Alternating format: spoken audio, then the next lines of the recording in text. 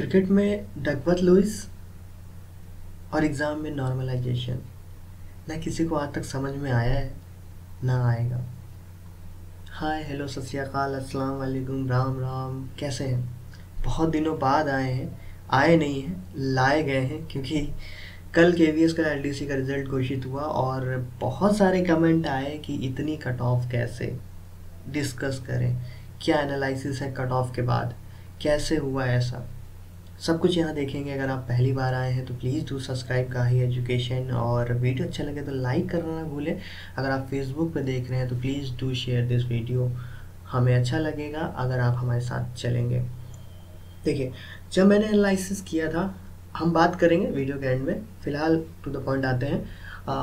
जब मैंने वीडियो का एनालिसिस किया तभी मैंने बताया था कि मेरे कुछ स्टूडेंट गए थे एग्ज़ाम देने, वहाँ पे उन्होंने चीटिंग के किस्से नोटिस किए थे, किस चीटिंग की वारदात नोटिस की थी, उन्होंने ये चीज़ नोटिस किया था और मुझे बताया था।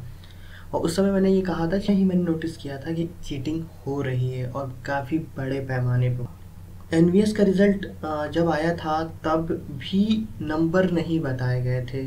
जब एनवीएस का रिज़ल्ट था तो उसमें नंबर छुपा लिए गए थे, उसमें कट ऑफ भी नहीं बताई गई थी। इसमें फ़िलहाल कट ऑफ बताई गई, नंबर अभी भी छुपाए गए हैं। वो कह रहे हैं फाइनल सबमिशन के बाद। एनवीएस में नंबर ना बताना, कट ऑफ ना बताना, बहुत बड़ा क्वेश्चन था, बहुत लोगों ने इस पर आपत्ति जताई थी।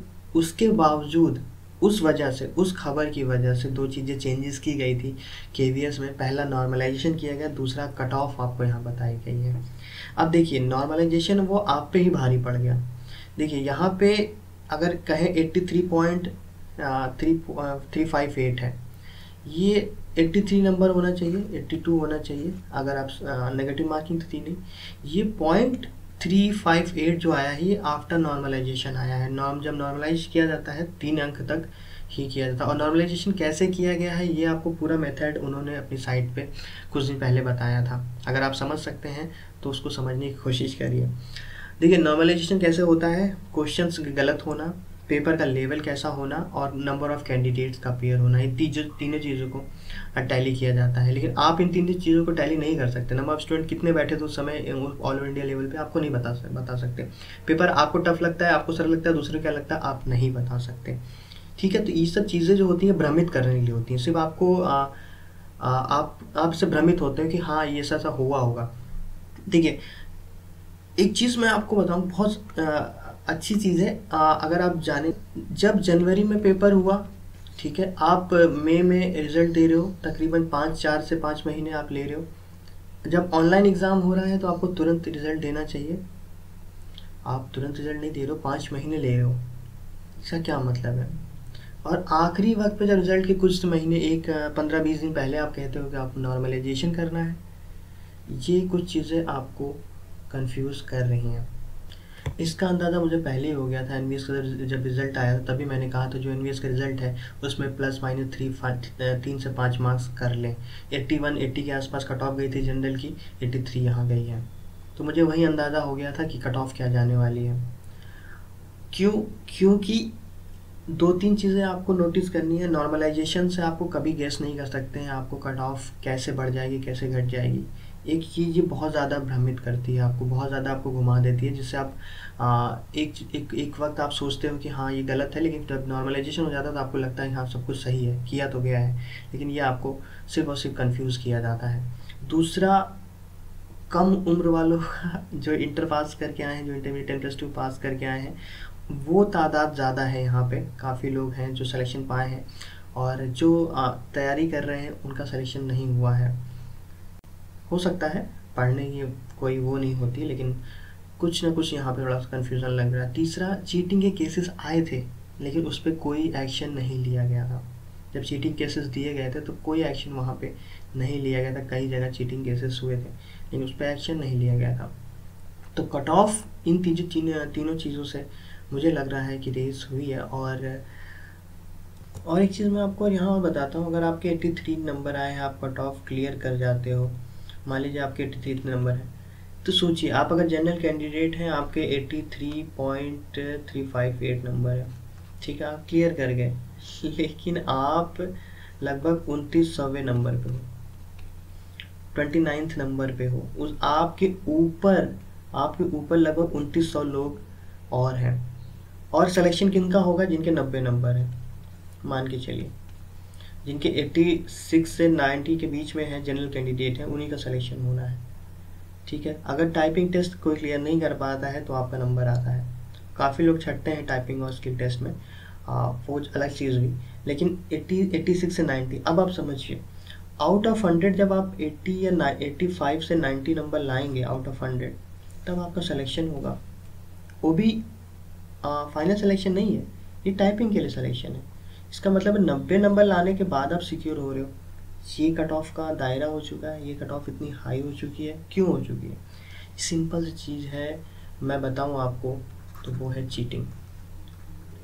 माने चाहे ना माने, चीटिंग हुई है, और जो चीटिंग की वजह से ये कट ऑफ जो है वो रेज हुई है। क्योंकि बहुत लोगों ने चीटिंग की कंप्लेन की है मेरे सामने, मेरे कई, मैं एक बंदे को जानता हूँ जिसके 82 मार्क्स थे, एससी कैंडिडेट है, उसका नहीं हुआ है। क्यों? नॉर्मलाइजेशन से उसके 82 मार्क्स ज़रूर कहीं ना कहीं नीचे आ गए होंगे।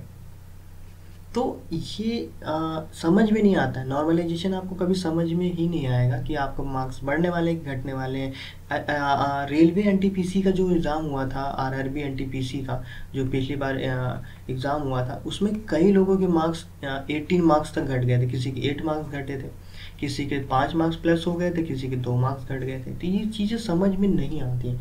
नॉर्मलाइजेशन एक कन्फ्यूज़न क्रिएट करता है आपको, और इसका फ़ायदा चीटर्स ले जाते हैं। ठीक है, तो काफ़ी कुछ है समझने को। एनवीएस में, नवोदय विद्यालय में आप कुछ नहीं कर पाए। बहुत लोग कह रहे थे वो कोर्ट जाएंगे इस मामले में, आरटीआई फाइल करेंगे। केवीएस में भी यही है, बहुत लोग कह रहे हैं कि चीटिंग हुई है तो उसको हम कोर्ट में जाएंगे, पीआई फाइल करेंगे, और देखते हैं क्या होता है। तो आपको वेट करना होगा कुछ नहीं, मुझे नहीं लगता ऐसा कुछ होगा। जब विदाउट छोड़िए, हटाइए, अब कुछ पॉलिटिकल बात नहीं करेंगे हम। मुश्किल है, क्योंकि ये जो ताकतें हैं, और सबसे बड़ी बात एक चीज़, और यहाँ पे एक चीज़ बात और बताता हूँ मैं, कट ऑफ बढ़ने का एक और रीज़न है, वो है कैटेगरी। जो जनरल कैंडिडेट हैं वो जनरल में फ़ाइट कर रहे हैं, जो ओबीसी कैंडिडेट ओबीसी में फाइट कर रहे हैं, एससी एसटी अपने अपने कैटेगरी में फ़ाइट कर रहे हैं। तो एक रीज़न ये भी है कट ऑफ का रेज होना। ठीक है, आप एससी कैंडिडेट हैं, आप 83 प्लस लाए हैं, आप जनरल में नहीं जा रहे हैं, आप एससी में ही हैं। ठीक है, अगर आप ओबीसी कैंडिडेट हैं, आपके 90 नंबर हैं, तो आप ओबीसी में ही रहने वाले हो, आप जनरल कैटेगरी में नहीं जाने वाले हो। याद है सोशल कैटेगरी अप्लाइड कैटेगरी पूछा गया था, उसका यहाँ पे इफेक्ट दिखा है। ठीक है, अगर आप एसटी कैंडिडेट हो, आप चाहे 90 लाओ चाहे 95 लाओ, आप एसटी में ही रहने वाले हो, आप ओबीसी में नहीं जा रहे हो। तो ये जो पहले होता था क्या था, जनरल की 83 है, कोई एससी कैंडिडेट 85 लाता था, तो वो एससी में नहीं गिना जाता था, वो जनरल कैंडिडेट में फाइट करता था, जनरल लिस्ट में आ जाता था, तो ये जो सीट थी वो वैकेंट रह जाती थी। तो इसमें एक जरा एक्यूपाई करता था, एससी का नया कैंडिडेट एक्यूपाई करता था। लेकिन इस बार ये चीज़ नहीं है, उस वजह से एससी में ही रह गया है, जनरल नहीं जा पाए। इस वजह से कट ऑफ जो है इसमें ज़्यादा 83 और 81 में ज़्यादा फर्क नहीं आया है। कट ऑफ रेज होने का एक सबसे बड़ा रीज़न ये भी है।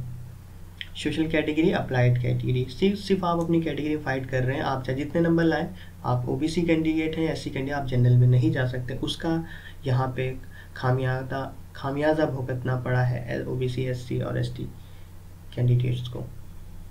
तो उस वजह से भी कट ऑफ काफ़ी ऊपर जाने का एक अलग रीज़न है।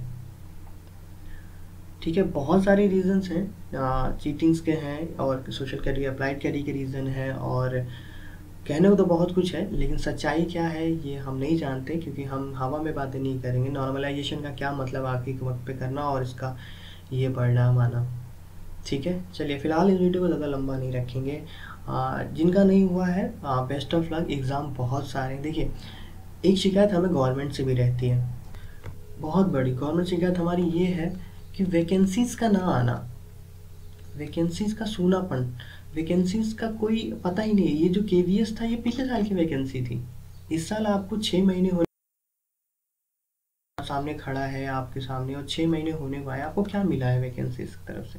कुछ भी नहीं, कुछ भी नहीं। सेंट्रल गवर्नमेंट से कोई अच्छी वैकेंसी नहीं आई है। और सीजीएल में इस बार वैकेंसी छुपाई क्यों गई है? क्योंकि वैकेंसी है ही नहीं, छुपाई ही जाएंगी वो। तो बहुत सारे रीज़न्स हैं। गवर्नमेंट की तरफ से भी बहुत ज़्यादा लेज़ी बर्ताव है वैकेंसीज़ को लेके, और जो वैकेंसीज आ रही हैं उसमें धड़ल्ले से चीटिंग हो रही है और बहुत कुछ हो रहा है जिसकी वजह से अच्छे अच्छे स्टूडेंट्स रह जा रहे हैं। तो बेस्ट ऑफ लक, मैं ये कहूँगा अपनी ज़िंदगी में आगे बढ़िए। लड़ने के बहुत सारे मौके हैं, लड़ना अपना काम है, लड़िए, आगे बढ़ेंगे, लड़ेंगे, और आपका जो नाम है वो ज़रूर छप के आएगा, आज नहीं कल।